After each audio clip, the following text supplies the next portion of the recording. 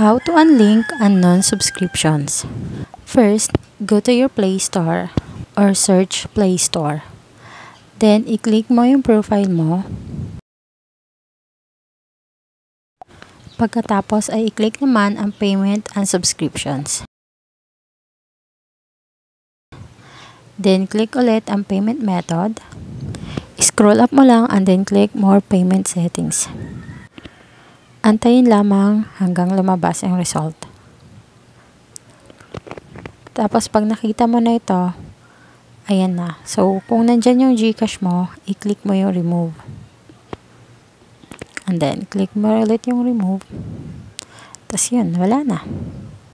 Kaya check mo na, baka nandyan yung GCash mo para hindi na mag-auto-deduct. At kung nakatulong sa iyo ang video ito, huwag mo namang kalimutang i-hit ang subscribe button and pa-like and share na rin para mas maraming makaalam.